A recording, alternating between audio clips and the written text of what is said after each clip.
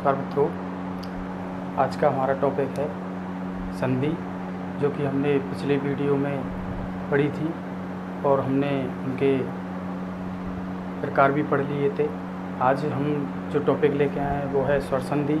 तो आज हम स्वर संधि पढ़ने वाले हैं। तो चलिए शुरुआत करते हैं। हेडिंग में डाल दी है मैंने स्वर संधि। अब स्वर संधि के बारे में बात करते हैं। सबसे पहले हम इसकी परिभाषा की बात करेंगे कि स्वर संधि की जो परिभाषा है वो परिभाषा क्या है। सबसे पहले स्वर संधि की परिभाषा के बारे में बात करते हैं। तो स्वर संधि की परिभाषा है जब दो स्वरों का योग होता है और उससे जो परिवर्तन होता है वह स्वर संधि होती है। यहाँ लिख देता हूँ मैं, जब दो समान स्वर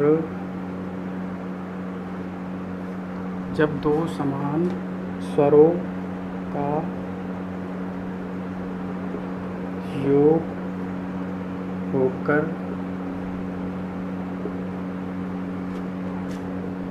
विकार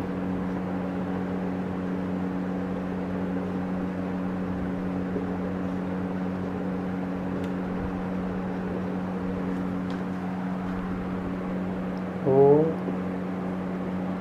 जाता हो तो उसे स्वर संधि कहते हैं। तो ये स्वर संधि की परिभाषा है मित्रों। जब दो समान स्वरों का योग हो और होकर उनमें परिवर्तन हो जाए तो उसे स्वर संधि कहते हैं। जैसे कि मैं एक उदाहरण लेता हूँ। यहाँ विद्या धन अर्थी। मैंने एक उदाहरण लिया है विद्या धन अर्थी। जैसे इसमें मैं देखूं तो इसमें यहाँ ये स्वर निकलता है, इसमें देखें तो इसमें ये स्वर निकल रहा है और इन दोनों को मिलाकर दीर्घ आ हो जाता है। अब देखें पूरा यहाँ ये हो गया और इसमें से ये स्वर निकल गया धन, दूसरे शब्द में से ये स्वर निकल गया और अंत में ये बचता है। अब एक टुकड़ा तो ये था हमारा, एक टुकड़ा ये था। पहला शब्द ये था, दूसरा शब्द ये था। इसमें से ये स्वर निकला, यानी कि जो पहला शब्द है उसका अंतिम ये हो गया स्वर या अंतिम वर्ण ये हो गया, दूसरे शब्द का प्रथम वर्ण ये हो गया। ये दोनों हमने मिला दिए, दोनों मिला के दीर्घ हो गए। अब इसमें से बचता है हमारा, ये दोनों मिला के हो जाएंगे दीर्घ। इसमें से बचता है वित्त, ये दोनों मिला के हो गए दीर्घ आ धन।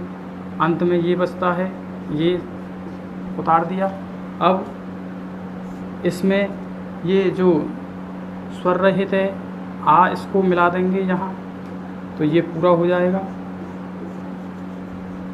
विद्या, और फिर इसको इसमें जोड़ देंगे तो विद्यार्थी शब्द बन जाएगा। तो कहने का मतलब ये है कि जो हमारी परिभाषा है, जब दो समान स्वर मिलकर उनमें जो विकार उत्पन्न हो या परिवर्तन हो जाता हो उसे स्वर संधि कहते हैं। जैसे कि हमने शब्द देखा विद्यार्थी, विद्या धन अर्थी।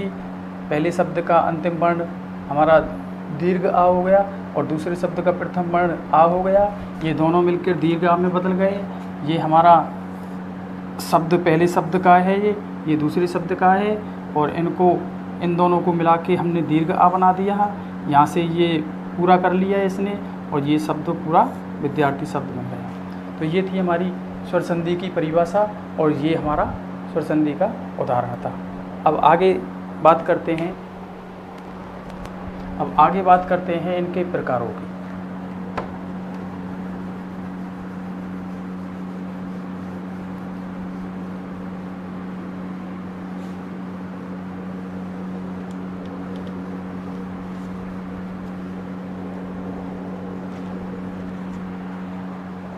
अब बात करता हूं मैं स्वर संधि के प्रकार या भेद। अब मैं बात करता हूं स्वर संधि के भेद या प्रकार। मुख्यतः हम देखते हैं कि स्वर संधि के जो भेद हैं वो हिंदी के अनुसार 5 प्रकार के। संस्कृत में और भी देखे जाते हैं, लेकिन हम हिंदी के हिसाब से देखें तो स्वर संधि के जो भेद हैं वो 5 प्रकार के हैं। वो कौन कौन से भेद हैं मैं उन 5 को बता देता हूँ। नंबर 1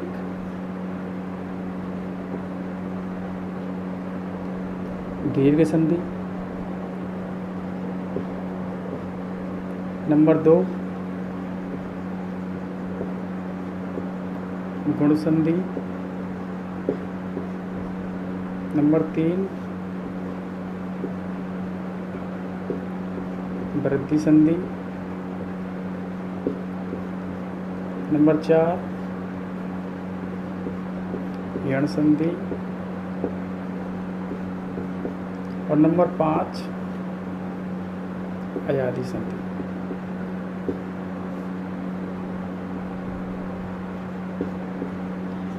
ये हमारे स्वर संधि के प्रकार हैं। नंबर 1 दीर्घ संधि, नंबर 2 गुण संधि, और नंबर 3 वृद्धि संधि, और नंबर 4 यण संधि, और नंबर 5 अयादि संधि। हम मुख्यतः कह सकते हैं कि स्वर संधि का जो प्रकार हैं वो 5 प्रकार के हैं। तो सामान्यतः हमने ये 5 प्रकार धीरे धीरे करके एक एक करके पढ़ने हैं। तो अभी हम देखते हैं। तो इसमें से सबसे पहले मैं एक पहला प्रकार लेता हूँ आज। तो आज के लिए मैं दीर्घ संधि ले रहा हूँ। तो अब हम दीर्घ संधि पढ़ते हैं।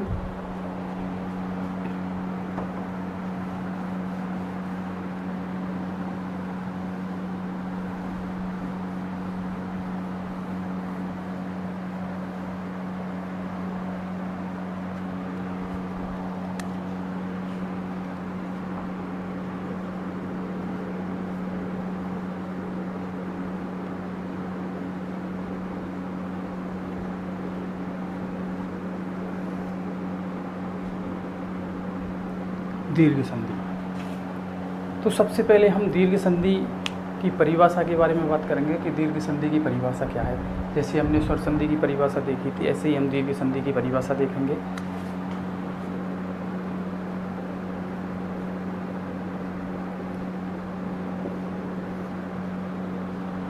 दीर्घ संधि की परिभाषा है कि जब ह्रस्व स्वर ओब्लिक दीर्घ स्वर धन। दूसरी तरफ देखते हैं, इसमें भी उसी वर्ण का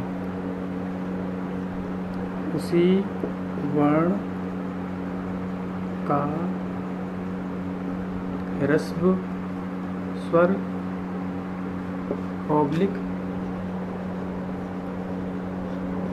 दीर्घ स्वर।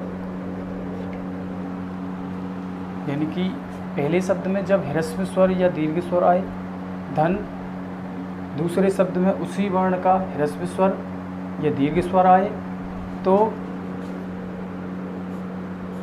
ये मिलकर उसी वर्ण का दीर्घ हो जाता है। ये परिभाषा दीर्घ संधि की है कि जब ह्रस्व स्वर ओब्लिक दीर्घ स्वर धन उसी वर्ण का ह्रस्व स्वर ऑब्लिक दीर्घ स्वर हो तो उसी वर्ण का दीर्घ स्वर हो जाता है। कहने का मतलब ये है कि जब एक तरफ ह्रस्व और दीर्घ हो, दूसरी तरफ भी ह्रस्व और दीर्घ हो, तो दोनों मिलकर वो कैसे हो जाते हैं, दीर्घ हो जाते हैं। ये हमारी दीर्घ संधि की परिभाषा है। देखते हैं।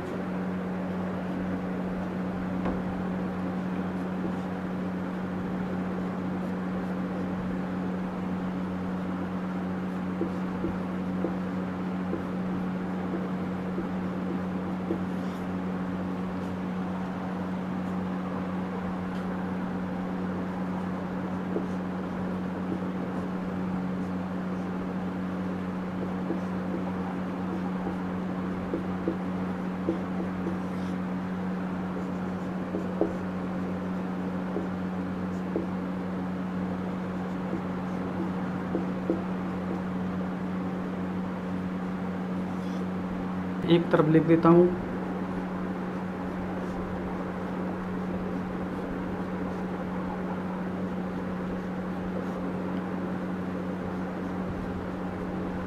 मिलके दीर्घ आ हो जाता है। दूसरी तरफ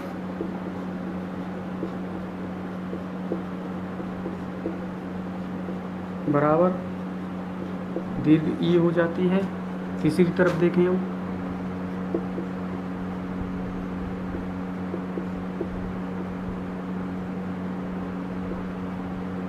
दीर्घ उ हो जाता है।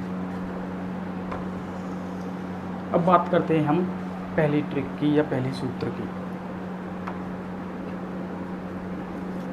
पहले है एक तरफ ह्रस्व आ और ह्रस्व दीर्घ आ धन ह्रस्व आ और दीर्घ आ मिलकर हो जाते हैं दीर्घ। जैसे मैंने एक शब्द लिया,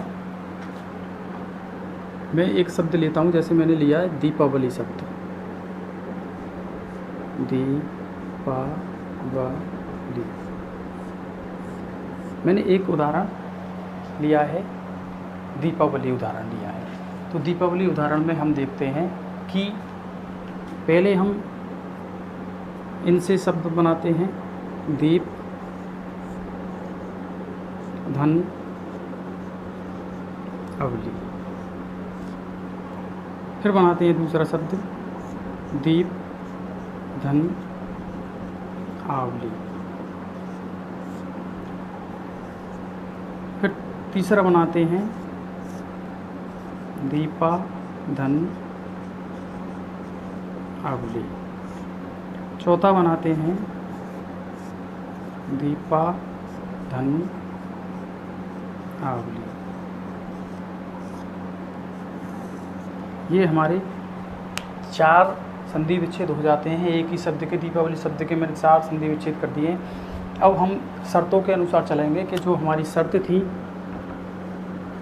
संधि की जो शर्तें थी वो क्या थी। अब हम शर्तों के माध्यम से इन संधि विच्छेदों को देखेंगे कि कौन सा सही है कौन सा गलत है। तो शर्त हमारी ये थी कि जब जो जुड़ा हुआ शब्द है तो वो हमारा सार्थक अर्थ देना चाहिए, और जो हमारे अलग अलग शब्द हैं, संधि विच्छेदित शब्द हैं, वो भी हमारे सार्थक अर्थ देने चाहिए। तो हम उसके माध्यम से देखते हैं सार्थक अर्थ कौन सा दे रहा है, कौन सा सार्थक अर्थ देने के बाद में शब्द सही है। पहले शब्द में देखें तो पहला शब्द है दीप धन अवली। दीप सार्थक है, अवली भी सार्थक है। दूसरे शब्द में देखें, दीप सार्थक है, ये सार्थक नहीं है। तीसरे में देखें, ये सार्थक नहीं है, ये सार्थक है। चौथे में देखें, ये दोनों ही निरर्थक शब्द हैं। इसलिए हम कह सकते हैं कि जो ये पहला शब्द है दीप धन अवली, ये पहला शब्द जो है वो हमारा सही शब्द है। हम कह सकते हैं कि जो हमारा पहला जो शब्द है दीप धन अवली, ये सही है, क्योंकि ये दोनों ही सार्थक शब्द हैं, इसलिए हमारा ये शब्द सही है। अब हम दूसरे शब्द की बात करें। दूसरे शब्द में देखें, दूसरा शब्द लिया है मैंने यहाँ, दूसरा शब्द लेता हूँ मैं इसके हिसाब से महेंद्र।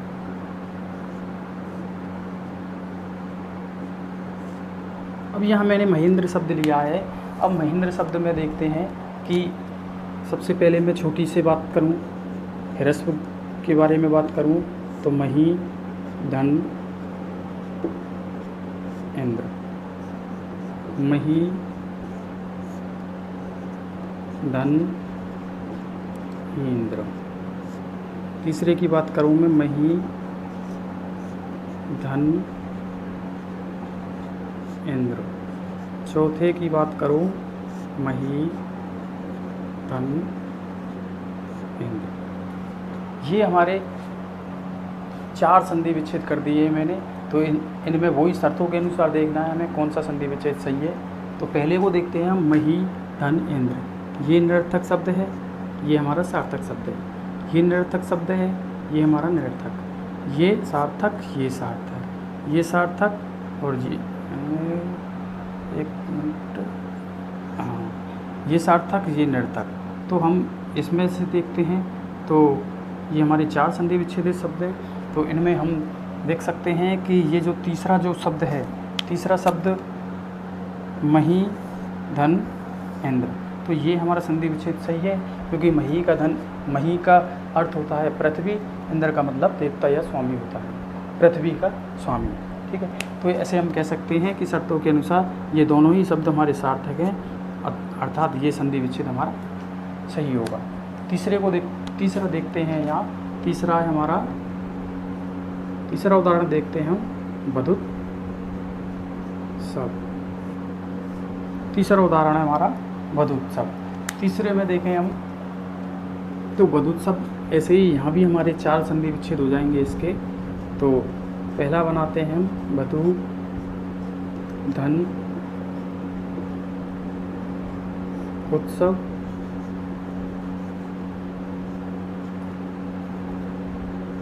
बधु धन उत्सव, बधु धन उत्सव और बधु धन उत्सव। अब यहाँ मैंने 4 संधि विच्छेद बना दिए हैं। अब इन 4 संधि विच्छेदों में हम देखते हैं कि कौन सा सही है, कौन सा गलत है। अब देखते हैं हम, यहाँ बधु शब्द जो है हमारा, वो निरर्थक शब्द है, ये हमारा सार्थक शब्द है। ये हमारा निरर्थक शब्द है, ये हमारा निरर्थक शब्द है। इसमें देखते हैं हम, तो ये हमारा सार्थक शब्द है, ये भी हमारा सार्थक शब्द है। इसमें देखते हैं ये सार्थक है, ये निरर्थक शब्द है। इसलिए हम कह सकते हैं जो हमारा सही संधि विच्छेद शब्द होगा वो होगा तीसरा, बधु धन उत्सव। ये वाला हमारा बधु धन उत्सव, ये यहाँ संधि विच्छेद होगा इसका सही। इसका होगा मही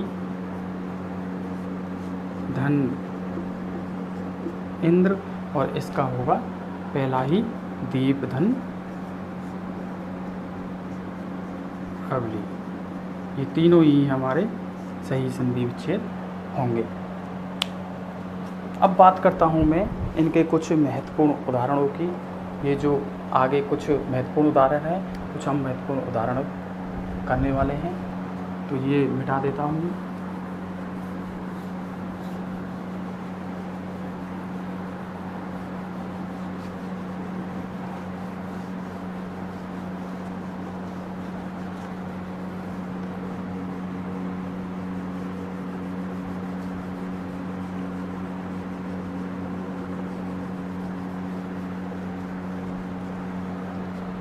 अब यहाँ कुछ मैं महत्वपूर्ण शब्द लिख देता हूँ, उनके संधि विच्छेद करेंगे हम और देखेंगे कितने महत्वपूर्ण शब्द हैं और कैसे कैसे उनके संधि विच्छेद होते हैं, कौन कौन से सार्थक शब्द हैं जो संधि विच्छेद के रूप में होते हैं। तो यहाँ लिख देता हूँ मैं।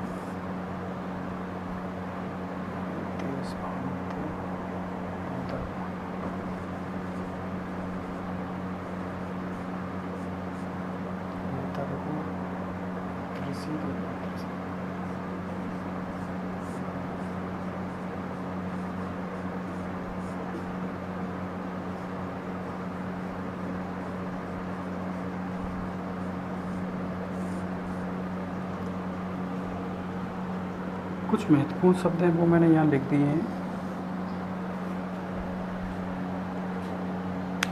अब कुछ महत्वपूर्ण शब्द हैं, उनके हम संधि विच्छेद देखेंगे। उनके संधि विच्छेद क्या होते हैं वही तरीका है, वही देखेंगे हम के सार्थक अर्थ के हिसाब से इनके क्या क्या संधि विच्छेद होते हैं। तो चलिए एक एक करके देखते हैं सभी को। अस्ताचल, इसका संधि विच्छेद होगा अस्त धन अचल।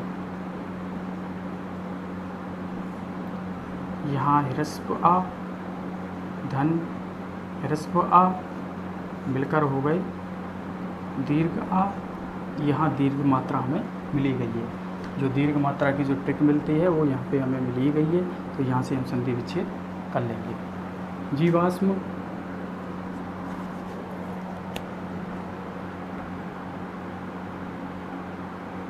जीवाश्म यहाँ देखते हैं जीव धन अस्म। अस्म का मतलब होता है पत्थर।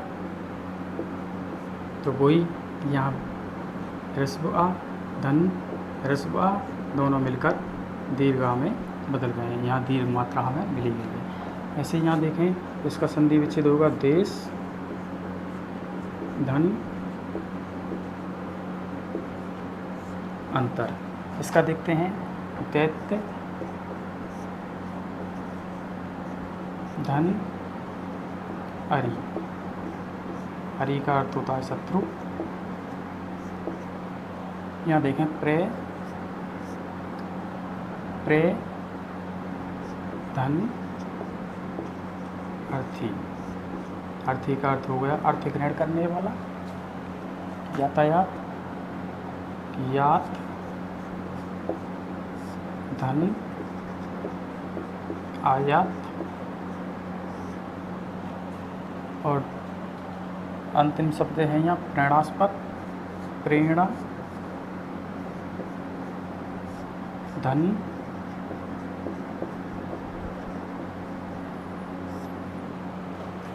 आस्पद। आगे जो शब्द हैं अधीक्षक बारिश देवीच्छा श्रीष गुरुपदेश भानुदय भूधर्व पितृषि और मातृषि। इनको देखते हैं। यहाँ बड़ी की मात्रा, यहाँ बड़ी की मात्रा, यहाँ बड़ी की मात्रा, यहाँ बड़ी मात्रा, यहाँ बड़ाऊ की मात्रा, यहाँ बड़ाऊ, यहाँ भी बड़ाऊ, यहाँ री की मात्रा है दोनों शब्दों में। अब देखते हैं यहीं से संधि विच्छेद होगा इसका। तो अधि धन इच्छक। इच्छक का मतलब देखने वाला। बारी धन ईश। बारी का अर्थ होता है जल, जल का स्वामी। ईश का मतलब ईश्वर हो गया या भगवान हो गया। देवीच्छा देवी धन इच्छा श्रीश श्री धन ईश गुरुपदेश गुरु धन उपदेश भानुदय भानु धन उदय भूधर्व भू धन भूधर्व पितृषि पितृ धन पितृ धन ऋषि मातृ धन ऋषि। ये हमारे इनके संधि विच्छेद होंगे। कुछ महत्वपूर्ण शब्द जो मैंने बताए थे एक बार मैं पुनः रिपीट कर देता हूँ इन शब्दों को। अस्ताचल, अस्त, धन, अचल, जीवाश्म, जीव, धन, अस्म, देशांतर, देश, धन, अंतर, दैत्यारी, दैत्य, धन, अरि, प्राथी, प्रय, धन, अर्थी, यातायात, यात, धन, आयात, प्रेरणास्पद, प्रेरणा, धन, आस्पद, अधीक्षक, अधि, धन, इच्छक, बारिश, बारी, धन, ईश, देवीच्छा, देवी, धन, इच्छा, श्री, श्री, धन, ईश, गुरुपदेश, गुरु, धन, उपदेश, भानु, भानु, धन, उदय, भूधर्व, भू, धन, भूधर्व, पितृषि, पितृ, धन, ऋषि, मातृषि, मातृ, धन, ऋषि। तो ये हमारे कुछ महत्वपूर्ण शब्द थे जो हमने संधि विच्छेद किए हैं। तो ये हमारा दीर्घ संधि का टॉपिक था। आज हमने दीर्घ संधि का टॉपिक कंप्लीट किया है। तो आज का मेरा वीडियो यहीं समाप्त करता हूँ मैं। धन्यवाद।